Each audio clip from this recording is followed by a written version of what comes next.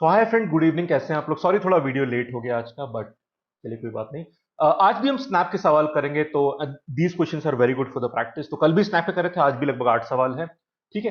अब friends, I presume कि ये प्रैक्टिस आप सिंसियरली कर रहे होंगे। मेरा कहने का मतलब ये है कि जब भी कोई क्वेश्चन आता है स्क्रीन पे, तो पहले आप पॉज करें, खुद से ट्राई करते होगे और आंसर तक पहुंचने का प्रयास या एफर्ट बिल्कुल वैसे करते होगे जैसे आप एग्जाम में करते हैं। This is very very important. छोटी सी बात है, बट करिए।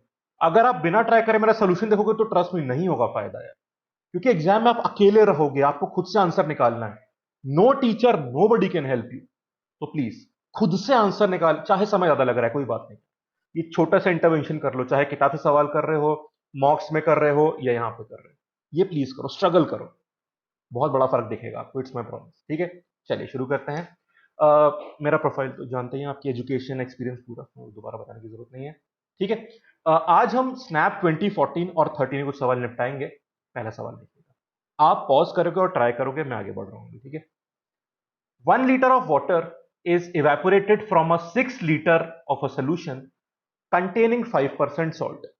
तो the percentage of salt in the remaining solution is, ये आपको सिंपल निकालना है। ठीक है। तो हमारे पास बेसिकली 6 लीटर की सोल्यूशन है। कौन सी सोल्यूशन? जिसमें 5% सॉल्ट है। अब इस सोल्यूशन में से आपने 1 लीटर पानी को इवेपोरेट कर दिया। इस सोल्यूशन में सॉल्वेंट तो वाटर है, सल्यूट क्या है? सॉल्ट। ठीक है। अब जब आपने वाटर को इवेपोरेट किया, अब सोल्यूशन 6 लीटर की नहीं रह गई, 5 की रह गई। 1 लीटर तो गया। ठीक है। पर नमक नहीं गया। यहां पे सॉल्वेंट जो कि वाटर है, उसकी क्वांटिटी चेंज हो रही है।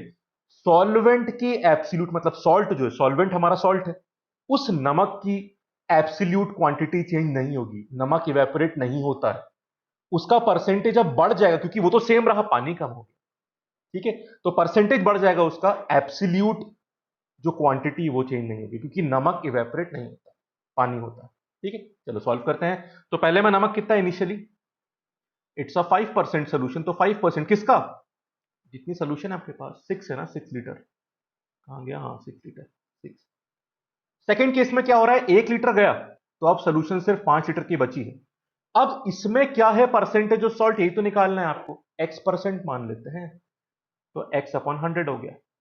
समझ गए? दोनों चीजें जो बोर्ड पे लिखी हुई हैं, they are indicating the quantity of salt in both the cases, which will be same. Salt की एब्सोल्यूट क्वांटिटी नहीं बदलने वाली, वो थोड़ी इवेपोरेट हो गया। सॉल्ट का परसेंटेज जरूर बढ़ेगा, पर एब्सोल्यूट में कोई चेंज नहीं आएगा। बराबर कर दो, आंसर आ जाएगा। 100 से 100 कैंसिल करो, या 5 से 5 कैंसिल हो गया, और answer is 6। Obviously answer percentage, क्योंकि एक्स तो परसेंटेज है ना, तो 6% इज योर आंसर। कौन सा ऑप्शन है? D option. ठीक है। आप में से कुछ लोग एक बहुत चमत्कारी चीज करते हैं, जो कभी मत करा करो। ठीक है। कई लोग क्वेश्चन सॉल्व नहीं करते, उनको लगता है कि मुश्किल ऑप्शन आंसर बन जाएगा। मतलब अगर ऑप्शन में दिख रहा है उनको 2, 3, 4.33 और 5, तो 4.33 मार्क कर देते हैं। ऐसे काम बिल्कुल मत करो, क्योंकि यहां पे भी ए और बी ऑप्शन मिक्स फ्रैक्शन थोड़े अजीब से लग रहे हैं। और सी देखो, सी तो आंसर हो ही नहीं सकता, क्योंकि परसेंटेज बढ़ेगा। तो कई लोग ए और बी में से मार्क कर देते हैं बिना सॉल्व करें। ये रिस्क बिल्कुल मत करो। तुक्का बिल्कुल नहीं करना है, सॉल्व करके आंसर मार्क करना है, तभी तो एक्यूरेसी आती है। सवाल सिंपल था, डी ऑप्शन। Question number 2। मैं इस सवाल की पूछ रहा था यार, मतलब इस सवाल का सोल्यूशन मुझे बहुत सिंपल लगा, तो मुझे बताना मैं गलती तो नहीं कर रहा हूं। ठीक है। तो if a numerator of a fraction is increase by 200%, ये भी स्नैप 2014 का है, and the denominator is increase by 200%, then the resultant fraction is this 2 4/5। ठीक है। मतलब कि 14/5, 5 × 2 + 4। ठीक है। What is the original fraction? अब मेरा लॉजिक ये है, अगर आप किसी चीज को 200% बढ़ाते हो, तो चीज कितनी हो जाती है? 2 टाइम्स या 3 टाइम्स? 3 टाइम्स। इसमें डाउट नहीं होनी चाहिए फ्रेंड्स। परसेंटेज फैक्टर बहुत अच्छी तरह समझाया मैंने आपको। ठीक है। तो कोई चीज 200% इंक्रीज हो रही है, तो कितने गुना हो गई? 2 गुना नहीं, 3 गुना।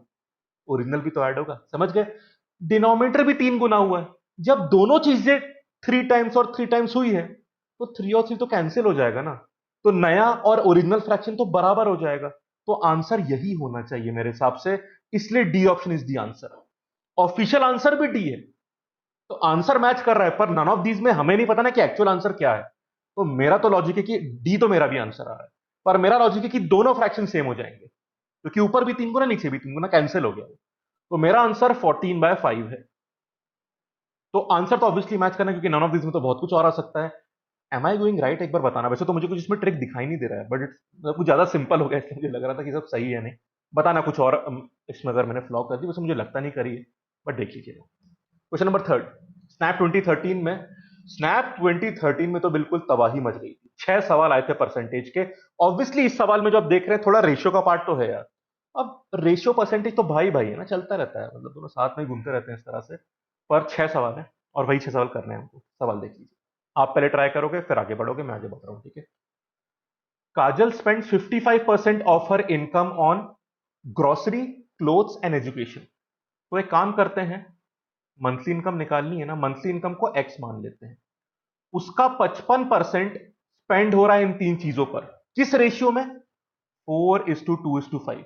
अब उसने एब्सोल्यूट वैल्यू दी है कि जो अमाउंट वो स्पेंड करती है क्लोथ्स पर, दैट इज 5540। क्लोथ पर स्पेंड कितना हो रहा है दूसरे नंबर पे है, ये 2 वाला स्पेंड हो रहा है। अब पहले आपने 55% निकाल दिया, वही इन तीनों पे खर्च हो रहा है। अब इनमें से क्लोथ का कितना है वो तो निकाल लो ना। टोटल पार्ट्स कितने बन रहे हैं? 5 + 2 + 4, 11 पार्ट्स। उसमें 2 पार्ट्स क्लोथ के हैं, तो टोटल 11 पार्ट्स में थे, 2 पार्ट इसके हैं। सिंपल लॉजिक रेशियो का, ठीक है। अब ये एब्सोल्यूट और एक्स क्या है? टोटल खर्चा, टोटल इनकम, ठीक है। This is amount spend on the cloth. ये दिया है आपको, कितना दिया है? 5540। और आपको एक्स निकालना है, टोटल इनकम जो है काजल की। करो सॉल्व। ये 5 हो गया, 5 का डबल 10 होता है, उस 10 से ये 0 कैंसिल कर दिया मैंने। ये 10 उधर चला जाएगा तो आंसर कितना आ जाएगा? एक्स इज इक्वल टू 5540 में एक 0 और आ गया। This is your answer. कहां गया option A? Option is simple, ठीक है। जितना मैं आपको समझा रहा हूं तो उतना भी अपने आपको एग्जाम, आप एग्जाम में अपने को समझाते थोड़ी नहीं है, ठीक है। 20-30 सेकंड के सारे सवाल है, वो भी अपर लिमिट बता रहा हूं मैं। सिंपल है या नहीं? सवाल समझ में आना चाहिए बस। बाकी बड़ा ही बढ़िया चैप्टर है और क्वेश्चन आते हैं इसमें से। कुछ आए ना आए, परसेंटेज तो आता ही। ये सवाल देखिए, mister Girdhar spends 50% of the income on house hold items. तो 50% उन्होंने स्पेंड करी है हाउस होल्ड आइटम्स पे। And out of the remaining, remaining word बहुत ध्यान से देखना पड़ता है, ठीक है। ही स्पेंड्स, अब बचे हुए का अगला परसेंटेज निकाल रहे हैं। रिमेनिंग में से 50% ट्रांसपोर्ट पे, 25% इंटरटेनमेंट पे, 10% स्पोर्ट्स पे, और उसके बाद जो बचता है वो 900 रुपए सेविंग कहलाएगी। आपको गिरधर की मंथली इनकम निकालनी है। हमको सेविंग दे रखी है एब्सोल्यूट टर्म्स में, तो उसको परसेंटेज टर्म में निकाल के बराबर कर दो, आपको इनकम मिल जाएगी। बहुत सिंपल, इनकम को एक्स मान लेते हैं। 50% तो हाउस होल्ड आइटम पे गया, हम बाकी की बात करेंगे क्योंकि यहां पे क्या बोला है? रिमेनिंग। कितना बचा बाकी? 50%। 50% क्या 1/2 लिख दो मैं, मतलब देखिए, ठीक है। अब रिमेनिंग में से देखिएगा, बचे हुए में से 50, 25 और 10 फिर से खर्च कर दिया। ऐड करो कितना आ गया? 85% खर्च कर दिया। उसके बाद जो बचा वही तो सेविंग हुई। कितना बचा 85 निकालने के बाद? 15% बचा। 15% बचा, ये उस बंदे, इस गिरधर की सेविंग है, विच इज इक्वल टू 900। करो सॉल्व, खत्म, आंसर आ गया। क्या करना है बता दो, कैसे करूं? 15 से कैंसिल कर देते हैं तो थोड़ा बेहतर लग रहा है मुझे, हो जाएगा। ये 6 हो जाएगा, 0 हो गया। ये 2 से उधर तो x कितना आ गया? 6 का डबल 12 होता है 0, और ये 2 0 और आएंगे। 12,000 is the answer. B option is the answer. Simple. Remaining word मत भूलना, रिमेनिंग वर्ड भूल गए तो प्रॉब्लम हो जाएगी। दिस इज अ वेरी की word in all the question. इस वर्ड को भूल के अक्सर सिली मिस्टेक आती है, गलत आंसर आता है जो मैच हो जाता है। केयरफुल रहना पड़ेगा। क्वेश्चन नंबर 5, ठीक है। चलो, last year there were 610 boys in the school. 610 boys थे। The number decrease by 20% this year. 20% कम हो गया। डिक्रीज वर्ड बोला तो कितना बचा? 80%। वैसे भी 20% कम का फैक्टर 0.8 होता है। 20% क्या, तो कितना बचा? 80%, 0.8। ठीक है ना, 610 का 0.8 कर देते हैं, ठीक है। 08 और ये 48, ये डेसिमल का 0 लगा दिया, तो इसको इंटू 0.8 करने पर यह 488 आ गया। इस साल बॉयज का नंबर 488 है। अब आगे पढ़िए। How many girls are there in the school if number of girls is 175% of total number of boys in the school. अब एक बात बता दो, 175% डायरेक्ट कंपैरिजन किया या मोर लेस की बात करिए? मोर लेस की बात नहीं करी इसने, ना ही इंक्रीज डिक्रीज की बात करी, सीधा बोला है ऑफ। मोर देन या लेस वाले में देन आता है, डायरेक्ट कंपैरिजन ऑफ से होता है। My marks are 20% of your marks, सीधा कंपैरिजन। आपके 100 तो मेरे 20 नंबर, but my marks are 20% more than your marks, increase वाले केस आ गए। यहां पे ऑफ बोला मतलब सीधा कंपैरिजन, तो आप 175% सीधा निकाल देना, ठीक है। उसमें एक्स्ट्रा +1 मत करना, क्योंकि इंक्रीज की बात नहीं करी भाई, सिली मिस्टेक मत कर देना, ठीक है। ये रहा बॉयज का नंबर, इसका 175% गर्ल्स का नंबर हो जाएगा, सीधा आंसर है 488। इसका निकाल लो 175% मतलब 175% है, तो अपॉन 100 कर दो, आंसर आ गया, ठीक है।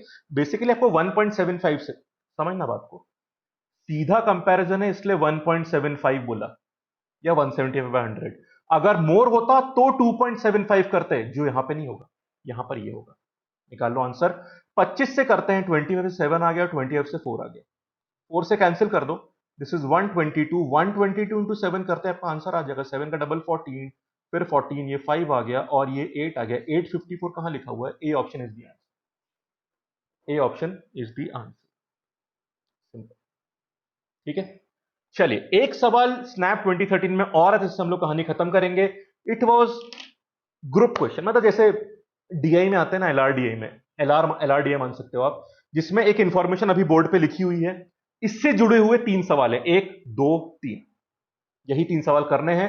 यहां तो ये तो देखो आंसर आराम से आ जाएगा, पहले बस ये इंफॉर्मेशन डिकोड हो जाए आपकी। तो प्लीज अगर सवाल ऐसे कैट में भी आ रहे, डरना मत, ये तो अच्छे सवाल होते हैं, इसमें मेहनत करोगे 3 सवाल एक साथ कवर हो जाएंगे आपके, कितनी आराम से आंसर मार्क होगा। तो पहले इस इंफॉर्मेशन को पूरा कर लेते हैं, फिर आंसर मार्क करेंगे, ठीक है। चलो 240 मेंबर हैं एक टीम में, कुछ मेल और कुछ फीमेल, 2/3 मेल्स है, तो 2/3 निकालेंगे इसका, तो ये मेल का नंबर आएगा या फीमेल का नंबर आएगा, ठीक है। 2/3 मतलब 240 को 2/3 कर दो आप, 240 को अपॉन 3 करने पर 80 आए, 80 का डबल कितना होता है? 160, 160, बचे हुए 80 फीमेल्स, ठीक है। अब वो आगे भी डिवाइड करेगा ग्रेजुएट्स और नॉन ग्रेजुएट्स में, वो कैसे होगा देख लीजिए। 15% ऑफ मेल्स आर ग्रेजुएट, अब इन दोनों को दोबारा क्लासिफाई करना है, यहां ग्रेजुएट्स और यहां नॉन ग्रेजुएट कर देते हैं, उसी तरह से फीमेल में भी यहां ग्रेजुएट और यहां पे नॉन ग्रेजुएट, ठीक है, इस तरह से काम कर देते हैं। क्लियर? चलिए भाई, इसको नोटेशन बदल देता हूं ना, कंफ्यूज ना हो। This will be graduates, this will be non graduates, ये भी फीमेल में ग्रेजुएट और ये नॉन ग्रेजुएट, बढ़िया। चलो यार, तो 15% of the males are graduate, 15% मतलब आपको 160 में 15% करना है यार, सिंपल सी बात है। तो ये 0 से 0 चला गया, 5 से कैंसिल कर दो, 5 का 2 टाइम्स, 5 का 3 टाइम्स, ये 2 से कितना हो गया? 8, 8 इंटू 3 कितना होता है? 20। बात सिंपल है यानी, ठीक है। सही किया ना, उल्टा तो नहीं कर दिया? हाँ ठीक है। 160 में से 24 लोग निकाल दो तो 136 बचेगा, ये नॉन ग्रेजुएट हो गया, उसने बोला भी है क्वेश्चन में। मेल वाला काम खत्म, फीमेल कर लो। 3/4 of the females are graduate, 80 का 3/4 करो, 60 आ जाएगा, और बाकी 1/4 20 नॉन ग्रेजुएट हो गया। ये डेटा आपके सामने, इससे सारे तीनों सवाल हो जाएंगे, एज सिंपल एज दैट। बस स्ट्रक्चरिंग क्लियर होनी चाहिए कि पहले मेल फीमेल, फिर ग्रेजुएट और नॉन ग्रेजुएट। चलो सॉल्व करते हैं पहला सवाल।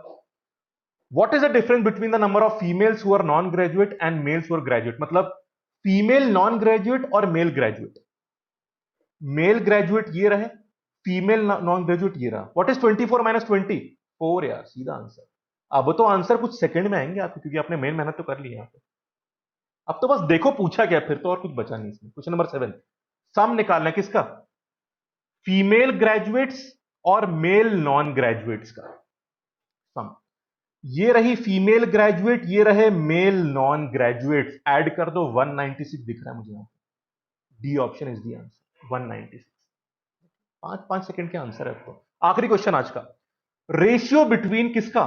टोटल नंबर ऑफ मेल्स, कितने मेल्स थे?